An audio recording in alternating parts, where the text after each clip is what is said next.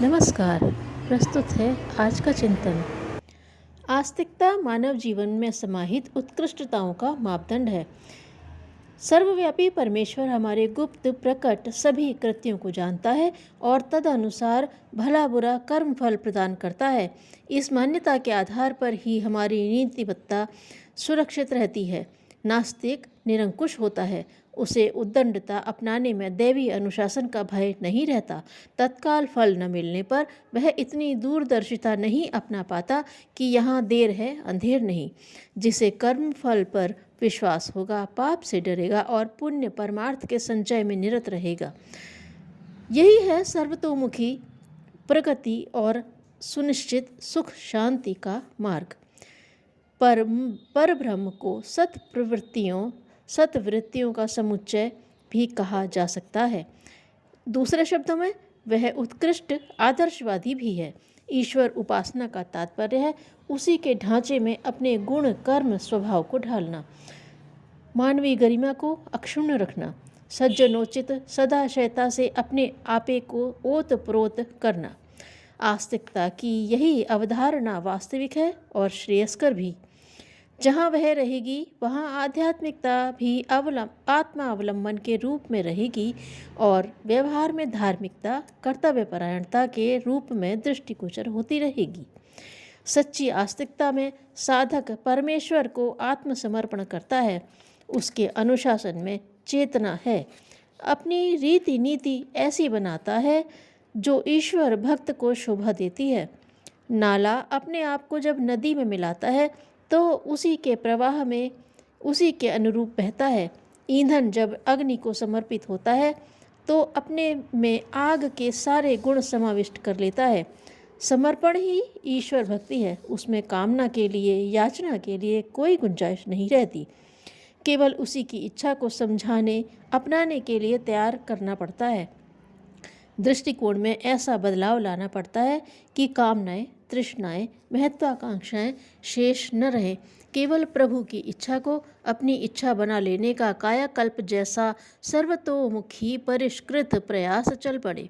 इसकी सीधी परिणति होती है चिंतन में, चरित्र में, व्यवहार में आदर्शवादी उत्कृष्टता का समावेश। जीवन क्रम में जितनी शालीनता भर चले तो समझना चाहिए कि उससे उतनी ही सार्थक भक्ति भावना सध रही है। देखा जाता है कि तथाकथित भक्तजन तथ्यों के सर्वथा विपरीत मानस बनाए रहते हैं और प्रतिकूल आचरण से व्यक्तित्व को भरे रहते हैं। देवताओं को जिस तिस कर्मकांड के सहारे अपना गुलाम बनाने की चेष्टा करते हैं और उनसे उचित अनुचित मनोरथ पूरे कर लेने की मनौती मनाते रहते हैं। इसी प्रयोजन के लिए छुटपुट भेंट पूजाएं चढ़ाते और स्तवन के रूप में वे प्रशंसा के पुल बांधते हैं। यह समूचे आडंबर का एक ही प्रयोजन के लिए होते हैं कि मनोकामनाएं पूरी होने लगे, संकट टलते रहें और प्रतिकूलताओं का अनुकूलता के रूप में परिवर्तन बन पड़े, वातावरण बदले, परिस्थितियां अनुरूप अनुकूल ढले। इसे कहते हैं थोड़ा देकर बहुत पाने का व्यवसाय। समझना चाहिए कि चिड़ियों और मछलियों को जरा से चारे का लोभ दिखाकर जाल में फंसाया और उनका मलीदा बनाया जाता है। देवताओं की पूजा पत्री करते समय भी यही रीति नीति अपनाई जाती है। उनसे मनचाहा मांगने और हठ पूर्वक पूरा कराने का आग्रह रहता है। जिसकी पात्रता नहीं है उसके लिए भी अनुग्रह मांगा जाता है। जो न्यायोचित नहीं है उसे भी देने के लिए कहा जाता है। यह विचार नहीं किया जाता कि देवता को भी उचित अनुचित का, न्याय अन्याय का विचार करने के लिए अवसर मिलना चाहिए। वे तनिक सी पूजा पत्री के लोभ में औचित्य को तिलांजलि देते रहे और जो मांगा गया है उसे देते रहे तो फिर पात्रता विकसित करने की किसी को क्या आवश्यकता रहेगी। फिर सब धान 22 पसेरी के भाव बिकेगा। जो भी पूजा का प्रलोभन दिखाएगा, जो भी प्रशंसा के पुल बांधेगा वह भक्त कहलाएगा।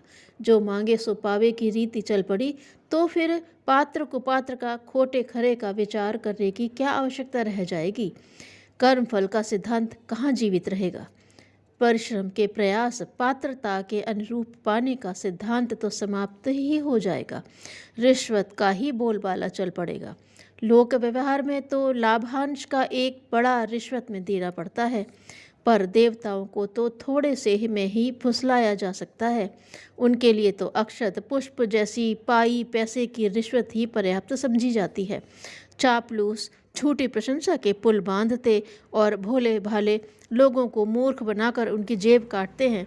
देवताओं को ऐसी ही बाल बुद्धि का समझा जाए और उन्हें झुनझुना गुब्बारा देकर फुसलाने का जुगाड़ बिठाया जाए तो उन्हें अनहोनी को होनी बनाकर दिखाने वाला बाजीगर ही समझा जाएगा। तथाकथित भक्त लोग ऐसी ही तकड़म भिड़ाते हैं और देवताओं को रिश्वत खुशामद घोर अविवेकी रूप से बदनाम करते हैं। विचारणीय है कि क्या अंधेर नगरी बेबूझ राजा की लोकोक्ति भक्त और भगवान के प्रसंग में चरितार्थ होती रह सकती है? क्या पात्रता का सिद्धांत सर्वथा उपेक्षित हो सकता है? क्या प्रयास पुरुषार्थ का कर्म फल वाला अनुशासन निरस्त किया जा सकता है? क्या पूजा पाठ का अर्थ योग्यता और प्रयत्नशीलता की आवश्यकता को समाप्त करना है? क्या याचक और दाता दोनों को औचित्य की सीमा लांघना है? क्या ऐसा करके वे दोनों ही अपनी गरिमा गिराते नहीं हैं? ऐसी पूजा पत्री फलदायक सिद्ध नहीं हो सकती जिसमें मुफ्त की मनोकामना पूर्ण कराने की रीति नीति जुड़ी हुई है। चाहने पर भी ऐसा होता नहीं है। मुफ्त कोरों की झोली मणिमुक्तकों से भरती नहीं है। असंभव को संभव बनाने के प्रयासों में कहाँ कब कितनी सफलता मिलती है। यदि पूजा मात्र से मनोरथ सिद्ध हुए होते तो पुजारियों के पौ भरा रहते, उनके घर सोने चांदी के बने होते। कर्मकांडी पंडितों को कुबेर जैसा धनी और इंद्र जैसा समर्थ देखा जाता। उन्हें तो सभी देवताओं के जंत्र मंत्र आते हैं। भगवान को रिझाने के लिए विविध विधि कीर्तन कौतुक कराने वालों की एक भी मनोकामना अधूरी न रहती। भक्ति का उद्देश्य अपने आप को देवता के प्रति देवत्व के प्रति समर्पित करना है। मनुष्य में देवत्व का उत्पादन अभिवर्धन प्रत्यक्षीकरण करना है। इसी प्रकार भजन पूजन बन पड़ता है और उसका प्रयोजन पूरा होता है। प्रामाणिकता पवित्रता प्रखरता और उदार सेवा भावना के आधार पर ही देवता प्रसन्न होते हैं, अनुग्रह करते और वरदान देते देखे जाते हैं। यही यथार्थता है। पर जो लोग वास्तविकता से आंखें मूंद लेते हैं और चतुरता भरी तिगड़ में भिड़ाकर सस्ते प्रलोभन के बदले बहुमूल्य वरदान पाना चाहते हैं, उन्हें निराश ही रहना पड़ता है। पूजा के छद्म में जो समय श्रम लगता है वह बेकार चला जाता है। उपचारों में नियोजित किए गए साधन भी निरर्थक चले जाते हैं। आस्तिकता कृषि कर्म जैसी उद्यान आरोपण जैसी प्रत्यक्ष फलदायिनी पुण्य प्रक्रिया है।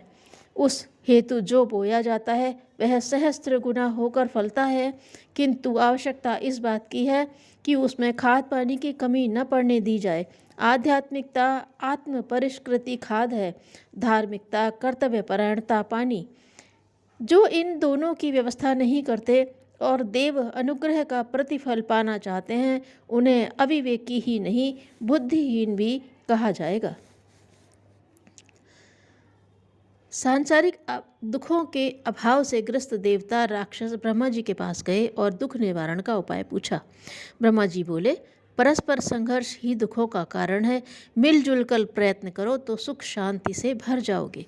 देव धनुजों ने मिलकर समुद्र मंथन किया और 14 रत्न ढूंढ निकाले। धन्यवाद।